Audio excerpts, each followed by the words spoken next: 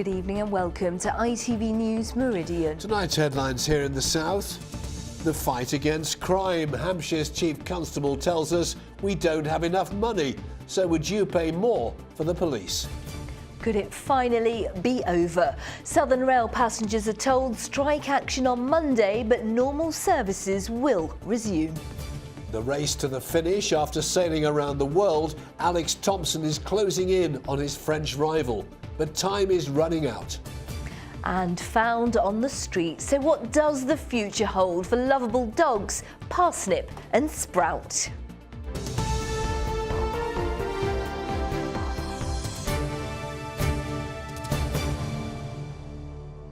Good evening. Police services in Hampshire will be put at risk if the government doesn't fund the force properly. That's according to Hampshire's Chief Constable and the Police and Crime Commissioner. Yes, they've joined forces and written to the government to highlight what they say is an unfair funding formula, which means the county gets far less money than other parts of the country. Around £48 million. Hampshire Police has already made huge savings to its budget, £80 million since 2010. It's closing has closed 33 police stations, saving on maintaining older buildings. 1,000 officers have been lost. There used to be over 4,000. Now there's 2,900 looking after a county with just under 2 million residents. Well, if you believe the latest stats, crime in the county is up 17%, comparing latest figures for November 2015 to those for November 2016.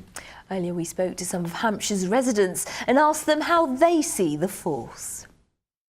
Whenever I have needed them, if there's been an incident or I need a quick response, they've come without any kind of issues. I would prefer extra funding to go to the police rather than there to be cuts and then that to have a knock-on effect on the services they provide. Bring back the olden days when you used to see them on the streets. Well, today, John Apter from the Hampshire Police Federation said the government must sit up and take notice when it comes to funding. Police officers and police staff will be watching this with great interest because they know if the government don't change their position, it will be exceptionally damaging for a police force who's already been crippled by devastating budget cuts. And when we take so much money out of the system and policing is changed fundamentally, it reduces the ability to give that very best gold standard service. We just simply can't do it.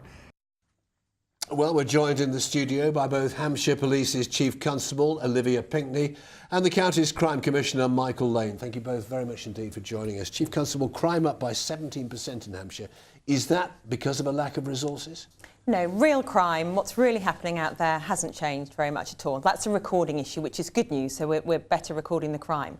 No, the issue very much is about making sure that people in Hampshire and the Isle of Wight get a fair slice of the overall policing cake. That's what we're really pushing for at the moment, because the window to get that formula changed and re-spread out is now for the next few years. Now, Mr Lane, you're totally supporting your Chief Constable over this. Things must be pretty bad if you're willing to come on TV to highlight this problem. No, things are... the evidence we have for the need for a fairer funding formula is nationally acknowledged. The process we have in Hampshire is to make sure we land the argument for what a fairer funding should be for us. We're managing the advice I get from the Chief Constable, who manages the operational day-to-day independently. That's what the system is that we have the budget for now, but we can't sustain what we're doing unless we get the right, fairer funding formula. And that's what we're arguing for. You want more money off the government and more money out of council tax, but are you going to get it realistically? I think both are complementary parts of the job. 2/3 of the money comes nationally from the national funding formula, and that's where the greatest impact comes from. And there are two debates at the moment. First, to make a fairer formula nationally, and secondly, the annual round of looking at what council tax should be. That's a much smaller amount. It's important. It's about local tax. It's about local engagement and consultation, which is going on at the moment. But the key thing that will keep us safer, that will fund us appropriately, is a nationally fair formula that is fair to Hampshire, and both of those are consistent. Chief Constable, how stretched are things at the moment? If I'm watching this at home and I've been burgled, for example, will I get a police officer coming to my house? You get a great service here in Hampshire, and we have done huge amounts to really get the efficiencies across the constabulary and have done over recent years. We've done that fantastically well. We have great staff, great partnerships. We're really innovative, and that's just not us marking our own homework. That's what independent inspection and audit tells us. What we're describing, as the Commissioner has said, we're fine for the next couple of years. Our concern now is what happens after that, and to take the opportunity that there is right now to get a fairer deal for the constabulary. And I take my responsibilities as Chief Constable very seriously to raise this risk and to do what I can to rebalance things. Michael Lane, you're saying this it's not fair. You're getting £44 million less on average, but Hampshire isn't dealing with terrorism and things like that, such as London, Manchester, Birmingham. This is a time when the government has accepted there's to be a new formula because the current formula isn't fit for purpose. And all of our commentators, all of our assessments, whether it's inspectorate or independent commentators, look at us against other similar sized forces, look at us against the average, look at all the range of policing responsibilities that we have, and we are underfunded in any measure that you care to look at. Chief Constable, if you don't get the money, are we in trouble? Are you in trouble? If we don't get the funding formula that we consider to be fair, we have got 2 years, we've got time to roll our sleeves up, to talk with the public through the Commissioner, to talk to colleagues, staff, partners, and work out what the policing plan is for the future after that. But we have got time. The opportunity, though, is now. Olivia Pinckney, Michael Lane, thank you both very much indeed for joining us. And that story and the rest of the day's news can be found 24 hours a day on our website. On your smartphone or tablet, simply scan the code on the screen now to be taken there. Or you can find our news updates by going to the web and typing itv.com/Meridian. In other news, the coroner's office in Dorset has released the name of a woman who died in a chemical incident at Bournemouth University. 30-year-old Jennifer Lander was found at a property in the student village near the university's Talbot campus. Flowers have been laid by other students outside where she lived. Dorset Police says her death was not suspicious. The exact cause is not yet known. Man's been arrested after an 18-year-old was stabbed at a McDonald's in Brighton. Police were called to the restaurant on London Road yesterday afternoon. The victim was taken to hospital, but his injuries are said to be not life-threatening. The train company Southern say they will resume a normal service next week. The news will be welcomed by passengers. Yes, the rail company spent the day locked in a room with the drivers' union ASLEF, trying to come to a deal that will prevent further strike action. With the very latest, our transport correspondent, Mike Pearce. Both sides arrived at the talks with a real hope from passengers of peace. Southern went in without comment. The leader of the train drivers' union insisting they'd only settle if they were happy it was safe. One that's safe and operates for our members and for the travelling public. Now, if you excuse us, thank you. Thank you. Meanwhile, in the Commons, the Prime Minister said she welcomed the talks. On the point that he raised about the train strikes, yes, I do, and I hope that those sitting around the table are going to ensure that we can see an agreement reached which enables passengers to actually be able to get on with their lives, get on with their jobs, and not suffer the misery that was brought about them by the strike in the first place. Today's talks only involve the drivers' union ASLEF. The dispute with the RMT, who represent guards, goes on, with another strike planned for Monday, when a third of services will be cancelled. With the drivers' strike suspended, Southern say it will be able to operate a near-normal service from Tuesday. That's not been possible because of an overtime ban, with 1 in 4 trains cancelled as a result. New contracts guards were forced to sign means many are no longer closing train doors at the centre of the dispute. Meanwhile, passengers have again been laying flowers at stations in an ongoing protest at the daily chaos they've suffered for 9 months. Well, the talks have been continuing here at the TUC all day, and both sides are saying they're not worried about how long they take. It's all about getting a deal and getting peace. In terms of what's been happening is both sides have been meeting face to face, but so far they've both been saying very little indeed. Now, of course, Southern will be desperate to do a deal with the train drivers' union ASLEF, because if they're not striking, then they can run a normal service. The RMT is now less important because those guards are now working their new contracts, so they are operating driver-only trains anyway. But of course tonight passengers are left waiting and hoping. Mike Pearce, ITV News at TUC headquarters in London.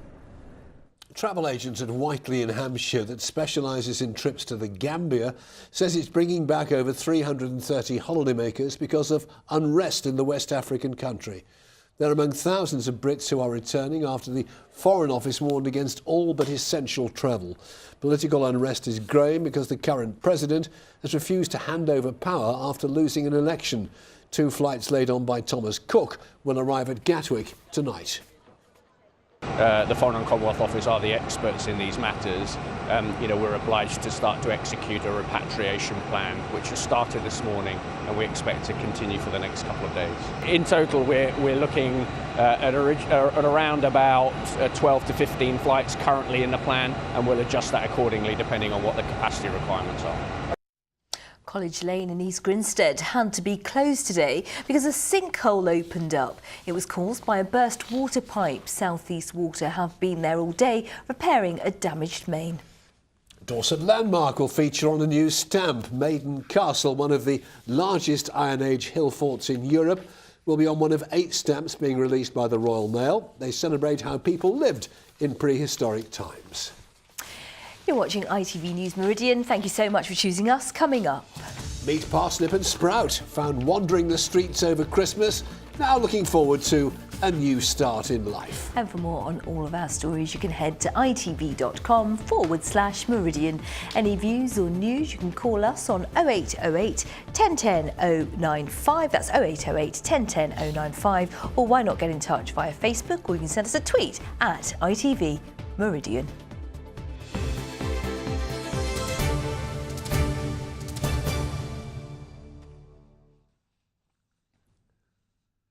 Millions of pounds is being spent on new technology which could help hundreds of home and business owners better prepare for flooding.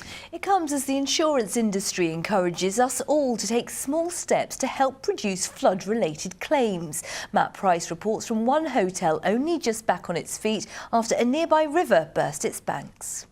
Even the doors into the bedrooms are all new. The manager here, Sue Eccles, knows just how lucky she is. Her hotel was devastated by floodwaters but is now back open for business. When we visited last year, the walls were stripped of paint, electrics ruined due to water. But this is a transformation both inside and out.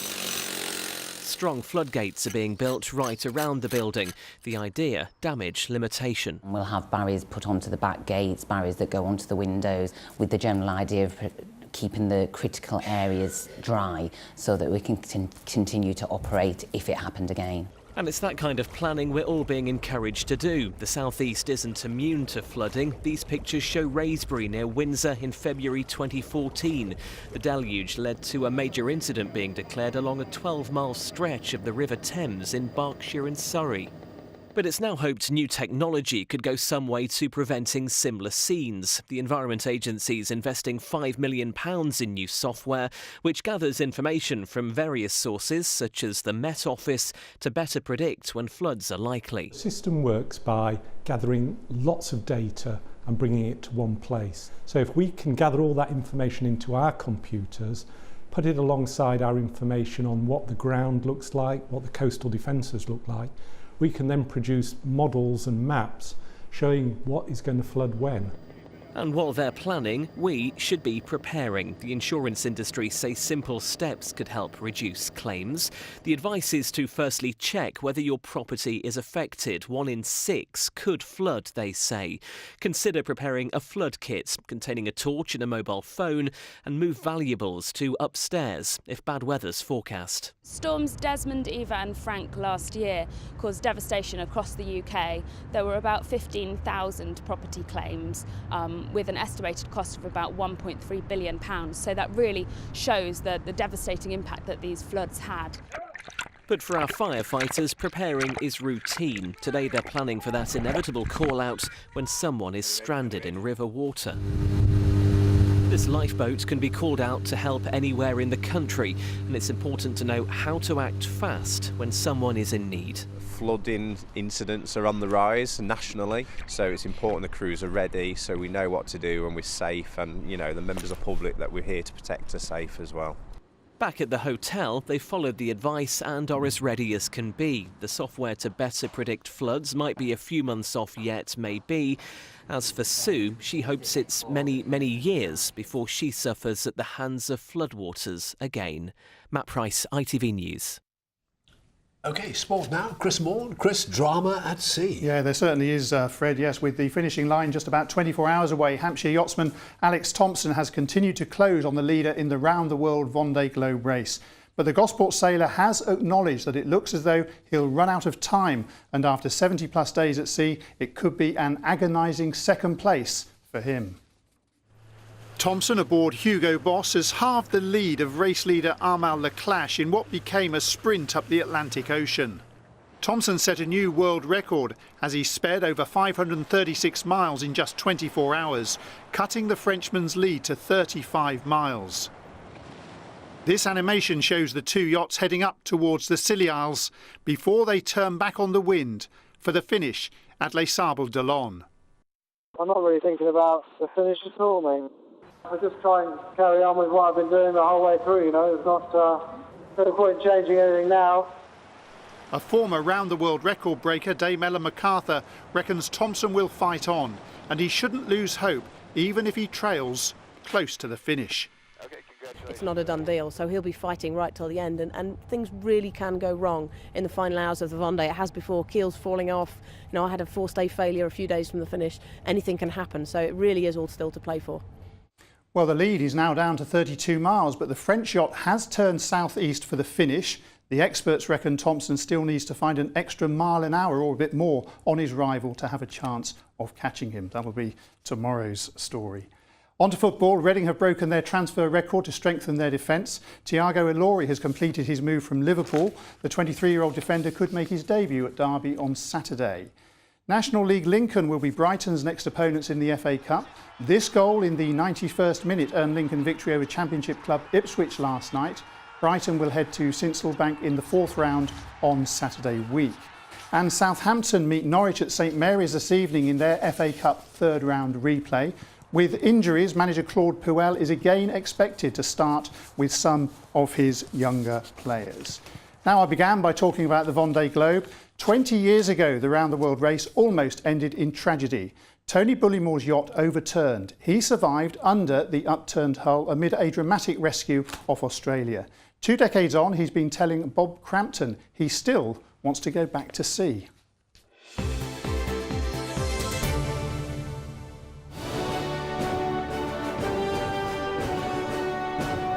Selco Builders Warehouse, proud sponsors of ITV Meridian Sports Report. The world held its breath 20 years ago. Could Tony Bullimore be alive in this upturned yacht? Well, the lone racer defied all odds. It was the end of a truly dramatic rescue. Bullimore recalls the moment he was saved. All of a sudden I heard this noise. I put my ear to the hull, to the freeboard of the hull on the inside, and I could actually hear English being spoken outside. I instantly said it's Australians, and I started to holler out, I'm in here, I'm coming out. So I immediately got down, took off all the bits of rope and stuff that I've got on me, and I cleared the boat, went down, swam away from the boat, then went up to the surface. And as I broke surface, I saw the Adelaide, you know, the Australian frigate Adelaide just sitting there, and it was the biggest grin came on my face. I said, God, I've been saved. Celebrations on the water and in the air. Mr. Bullimore has been found in the hull of the yacht and he's alive. Should be okay. They'll get him on Adelaide pretty soon. Yeah. The rescue operation made front page headlines. There was huge relief among family and friends. This afternoon, after a few hours' sleep, Mrs. Bullimore faced the cameras again with news of her husband's first words to her on the phone. I love you. He jokingly says he'll get her written permission for any future voyages. It's been 20 years, and over those years, what sort of effect has it had on you in this very traumatic event? I mean, do you have nightmares? No, I'm not that. I'm not into that, nightmares. So I don't have nightmares. I don't think about it unless I want to think about it. And I learned a lot about it. I think my lifestyle changed slightly. You know, you realise that you can sit back go about things in the right way, and it's surprising how you can save situations. I'd like to do the transatlantic, maybe one or two of the local races that I've been involved in years gone by, and it would be great to do one more around the world. And you're serious about this? I'm deadly serious. If I can get the sponsorship, I'd go for it. I won't hurt anybody else what I do, you know, I'm single-handed, remember. Tony, yes, it sounds a bit fatalistic, but nevertheless, you're hoping to sail again. All I can say is bon voyage, and I hope you don't have the sort of experience you had 20 years ago. Good luck. Thanks, Bob.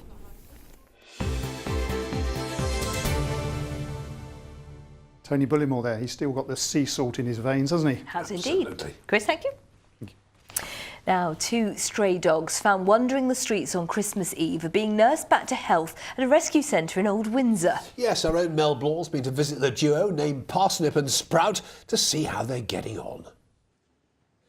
It's not been the best start to life for Parsnip, the 2-year-old Cocker Spaniel, and Sprout, the 2-year-old Lurcher. Brought into Battersea on Christmas Eve, they were drastically underweight and covered in mites. The abandoned duo was spotted roaming the streets by a dog warden and handed into the centre where they're slowly being nursed back to health. You can see from Parsnip she's doing really, really well. Her skin is much less inflamed and her hair's growing back. Sprout still needs a little bit more treatment. He's a lot redder than she was. So hopefully, you know, a few more weeks and they'll be ready for a new home. Like most young dogs, Sprout loves being off the lead, but just a few weeks ago his feet were so sore he cried every time he took a step. Parsnip, it's thought, was a victim of backstreet breeding. She's a bit more timid, but has started to come out of her shell. She's a proper little working dog. She's always got a nose to the ground. She's sniffing out things. She loves people and attention and just wants to be sat on your lap the whole time. Sprout is still quite a young dog, so he's got quite a lot of growing up to do. He's very energetic and very enthusiastic about life and anything and everything that goes on. 2 very different dogs, but with one thing in common: the need for a loving home. Mel Blaw, ITV News, Old Windsor. Brilliant. Let's hope they find someone soon. Simon's with us now. Yeah, lots of other animals here that need lovely homes because it's a bit cold out. It is. And so they're taking advantage of the fact that we're warm and welcoming. So have a look at some pictures that have come in. Here's the first one. This is lovely, look. Sunrise or sunset, do you reckon? Sunrise. Sunrise, exactly. A frosty Well done, one from Fred. Stephanie Goy. And that's her front garden, which gets visited by the llamas from the local wildlife park. Very nice. Amazing. Big garden. Yeah, very big. Speaking of unexpected visitors, and Malcolm in Waterlooville has a friendly squirrel that comes in to feed on his windowsill. He says, I know they're pests, Yes. but so am I, according to my wife. Speaking of the cold, and so chilly in Basingstoke, look, Lynn's dog Rodney has got icicles in his beard. Whilst Tim Wells in Sussex came across a couple of horses that are suitably and fashionably dressed for the weather. He's no Gok Wan, but he thinks that the one at the front is wearing Burberry. And finally, have a look at this. We had our first wasp of the day yesterday. That's our first wasp's nest. Dave's wife Sue there with the one that he removed from their roof. Wow. So they're back out in the cold, and rightly so. Cold, cold, cold. That's the way it goes. That's the way it goes. If you don't believe me, here he is, Simon Perky Parkin. Yes. From blizzards to pool, driving through Europe. Eurotunnel the Shuttle sponsors ITV Meridian weather. Well, there is no avoiding the cold just at the minute. Last night was exceptionally chilly. We got down to -5.8 in South Farnborough in Hampshire. Hence, Andrew Cook in Park Gate woke up to find that his poinsettia was exceptionally frosty. And have a look at this gorgeous image here of a very cold spider's web from Craig Wilson in Sussex. Thankfully, tonight won't be quite as chilly as it was last night because, well, we've still got the cold air towards the east and that's still coming our way. But as we head through tonight, a weak weather front to the north is going to allow slightly milder air come in. So tonight won't be as cold, tomorrow won't be as cold. Even the north of Europe starts to get a bit less cold as we head towards the weekend. That said, it will still be sub-zero temperatures tonight. A widespread frost forming, a lot of clear skies. Where we've had the cloud lingering today, parts of Oxfordshire, Gloucestershire and Wiltshire, there'll be a bit more cloud through the night. Some patchy stuff elsewhere too, and it's the north of the region where you might find a bit of mist and fog first thing tomorrow morning, but a frosty start pretty much everywhere. And as we head through the day, there will be some decent sunshine. There'll still be some bits and bobs of cloud here and there. Temperatures tomorrow, well, up on today ever so slightly by a degree or so, but the wind is going to be that bit stronger, and it's coming from the cold northeast as well, so it might feel a bit raw outside, but temperatures, as I say, at least creeping up. 5-6 your high tomorrow. As for your high tide times, well, you can see in Portsmouth around 4:10 in the morning, 4:20 in the afternoon, and then nothing really changes as we head into the weekend. Cloud at times, bits of brightness, temperatures still a bit chilly. Eurotunnel the Shuttle sponsors ITV Meridian weather. Stay warm. Well, in just a moment, we've got the ITV Evening News with Charlene White. Sangeeta's got our late news, so do join her if you can. But for now, from the team here at ITV Meridian, thank you very much indeed for watching. As Sangeeta says, stay warm, take care, join us soon. See you later. Bye-bye.